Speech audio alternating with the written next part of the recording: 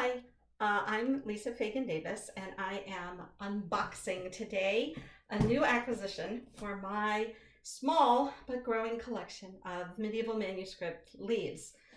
It is a very large box. You can see it says rather mysteriously 44 illuminated manuscript. So I'm going to open it and share it with you because I'm super excited about it.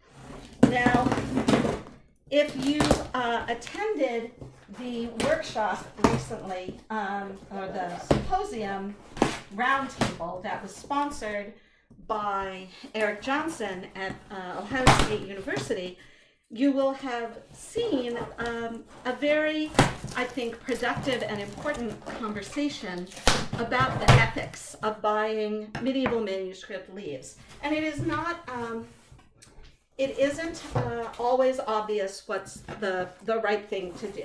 So there definitely are collections and collectors who, for moral and ethical reasons, won't buy single pages of medieval manuscripts. That's because medieval manuscripts were taken apart to be sold off page by page. Something that began, here we are making progress, we have a lot of bubble wrap here.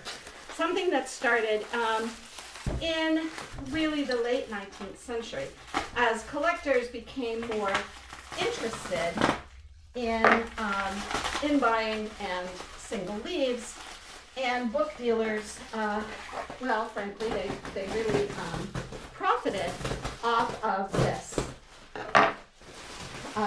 desire to own a page of a medieval manuscript. Unfortunately, it does still happen today, and that's a real problem. Nobody wants to see medieval manuscripts taken apart. Certainly I don't. And it is true that there is still, sorry about the noise here, a market for single leaves. So my advice, if you are going to collect medieval manuscripts, is to make sure that you know absolutely when the manuscript of which you are buying a leaf was taken apart. That's really, really important, because if you buy a leaf from a manuscript that was taken apart last year, or even in 10 years ago, that was done by someone who should have known better, right? We should know better than to take apart medieval manuscripts. What was happening in the early part of the 20th century was there were book dealers who did take medieval manuscripts apart. It was a terrible thing, and I would never, ever, ever say that it was not a terrible thing to destroy medieval manuscripts. That's bad, always. However, for a modern collector, if you know that the manuscript you're buying was taken apart 100 years ago, then my feeling is there's no reason that you shouldn't feel comfortable buying it. And that was the case with the manuscript that is in this box that I am just about to show you. I just want to take this plastic off.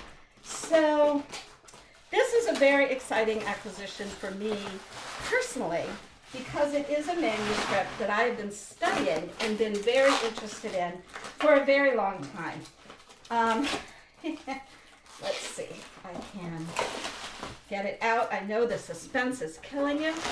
It's already framed, which is very helpful, so I don't need to worry about that. Let's see, we're almost there. We got a lot of bubble wrap, we got a lot of plastic wrap. Let's take this off. Let's see if this will come on. There we go. Look at that. Ladies and gentlemen, I give you, take the plastic off so you can see it. This is a leaf of the Beauvais Missal. This is the manuscript that I have been studying for years and that I have been working to piece back together online. And this page I already knew about from when it was sold a few years ago.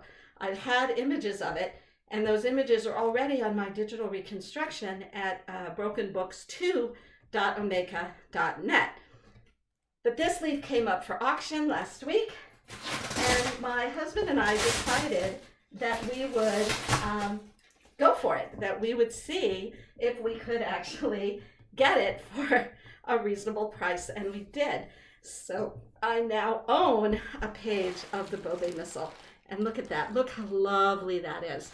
And it's actually framed already, so you can see the other side, which is important.